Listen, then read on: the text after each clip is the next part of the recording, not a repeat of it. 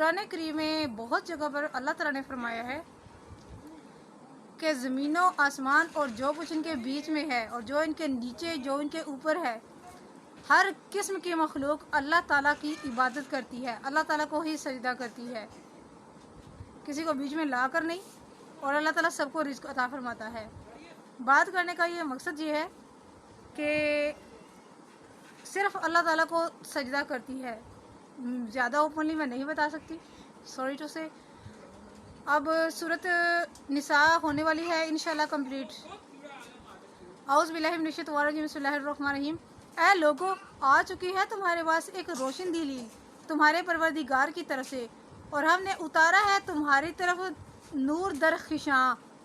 تو جو لوگ ایمان لائے اللہ تعالیٰ پر اور مضبوطی سے پکڑ لیا اللہ کی رسی کو یعنی قرآن کو، تو عنقریب داخل کرے گا اپنی رحمت اور فضل میں اور پہنچائے گا انہیں اپنی طرف لے جانے والی سیدھی راہ پر۔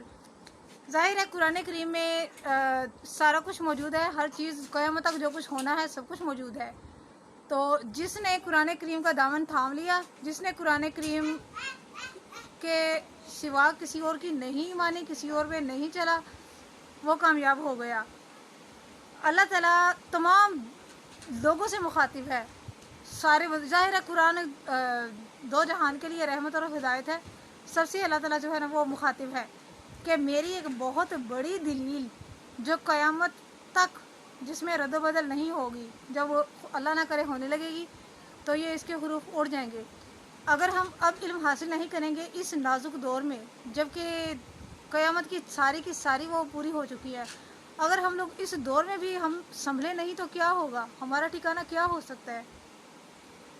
کبھی جب آپ سونے لگے ہوں تو اپنے بیڈ پر فری ہو کے نا اس بات کو نا مائنڈ کیجئے گا کہ ہمارے پاس کیا ہے، کیا ہمارے اعمال ہمیں وہ چھڑوا لیں گے، کیا ہمیں سیٹسفائیڈ ہو جانا چاہیے اپنے اعمال سے جتنے سارے ہم نے کیے ہیں۔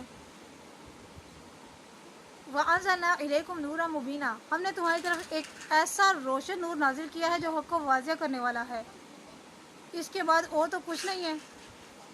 کیا آپ نے صرف بکس کو فالو کرنا ہے، قرآن کو فالو نہیں کرنا؟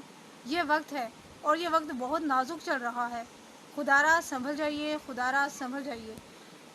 فَأَمَّا الَّذِينَ بِاللَّهِ وَاعْتَصَمُوا بِهِ، یعنی وہ لوگ جو اللہ کی عبادت کرنے کے ساتھ ساتھ اپنے تمام امور میں اسی پر بھروسہ کرتے ہیں۔ ظاہر ہے قرآن کریم میں سب کچھ موجود ہے، بہت دفعہ میں آپ کے ساتھ پہلے بھی بیان کر چکی ہوں، اس میں اور کوئی تبدیلی والی بات نہیں ہے اور نہ کوئی ہے، یعنی ان کی رہنمائی ایسی واضح اور سیدھے راستے کی طرف فرمائے گا جس میں کسی قسم کی کجی کہتے ہیں ٹیڑھے پن کو، جس میں کسی قسم کا ٹیڑھا پن نہیں ہے، نہ آپ کو اپنی جانوں پر ظلم کرنا ہوگا، نہ کسی دوسرے کو ناحق ظلم و ستم، یعنی کہ بہترین مسلمان وہ ہے جس کے ہاتھ اور زبان سے دوسرے لوگ محفوظ ہیں، یہ چیز ہے۔ تو اس کے بعد اور کچھ بھی نہیں ہے، جو کچھ ہے وہ قرآن کریم ہی ہے، اس میں سب کچھ ہے۔ نبی کریم صلی اللہ علیہ وسلم فرماتے ہیں، سیدنا حضرت علی بن ابی طالب رضی اللہ تعالیٰ عنہ راوی ہیں، فرماتے ہیں حضور صلی اللہ علیہ وسلم نے فرمایا، اللہ کی سیدھی راہ اور مضبوط رسی قرآن ہی ہے، اس کے علاوہ کچھ نہیں۔ فتویٰ پوچھتے آیت نمبر 176، فتویٰ پوچھتے ہیں آپ سے، آپ فرمائیے اللہ تعالیٰ فتویٰ دیتا ہے تمہیں کلالہ کی میراث کے بارے میں، اگر کوئی ایسا آدمی فوت ہو جائے، نہ ہو اس کی کوئی اولاد اور اس کی ایک بہن ہو تو بہن کا نصف حصہ ہے اس کے ترکے سے اور وہ وارث ہوگا اپنی بہن کا، اگر نہ ہو اس کی بہن کی کوئی اولاد، پھر اگر 2 بہنیں ہوں تو ان کو 2/3 ملے گا اس سے جو اس نے چھوڑا، اور اگر وارث ہوں بہن بھائی، مرد بھی ہوں اور عورتیں بھی ہوں، تو مرد یعنی بھائی کا حصہ 2 عورتوں کے برابر ہوگا۔ اور صاف صاف بیان کرتا ہے اللہ تمہارے لیے اپنے احکام تاکہ گمراہ نہ ہو جاؤ، اور اللہ تعالیٰ ہر چیز کو خوب جاننے والا ہے۔ یقیناً بے شک کلالہ کہتے ہیں اس کو جس کی کوئی اولاد نہ ہو، بہن بھائی ہوں یا باپ موجود ہو، یعنی کہ بعض مفسرین کرام نے اور بعض راویوں کے لحاظ سے نا اس کی بہت لمبی چوڑی بحث جو ہے وہ یہاں پر موجود ہے۔ اگر آپ نے کمنٹ مجھے کیا تو میں وہ سارے کا سارا کلالہ کا جو ٹاپک ہے وہ انشاءاللہ میں آپ کے ساتھ بیان کر دوں گی. ادروائز اس کی تفسیر کے بعد میں اس کو یہاں پر مکمل کروں گی, اور کل انشاءاللہ نیکسٹ صورت جو ہے وہ میں سٹارٹ کر لوں گی. پتہ نہیں صورت معاہدہ ہے یا صورت الانعام ہے, آئی تھنک صورت معاہدہ ہی ہے, تو انشاءاللہ وہ میں سٹارٹ کر لوں گی. حضرت جابر بن عبداللہ رضی اللہ فرماتے ہیں کہ رسول اکرم صلی اللہ علیہ وسلم میرے گھر میں تشریف لائے. میری طبیعت بہت خراب تھی اور میں بے ہوش ہوا تھا. نبی کریم صلی اللہ علیہ وسلم نے وضو فرمایا. وضو کرنے کے بعد جو وضو کا پانی تھا وہ میرے منہ پہ ڈالا, میرے اوپر چھڑکا, مجھے ہوش آ گیا, میں سنبھل گیا. میں نے نبی کریم صلی اللہ علیہ وسلم سے عرض کی کہ میں وارث کے لحاظ سے کلالہ ہوں, میری میراث کیسے تقسیم ہوگی؟ تو اللہ تعالیٰ نے یہ آیت کریمہ نازل فرمائی. یہ تھا اس آیت کریمہ کا شان نزول.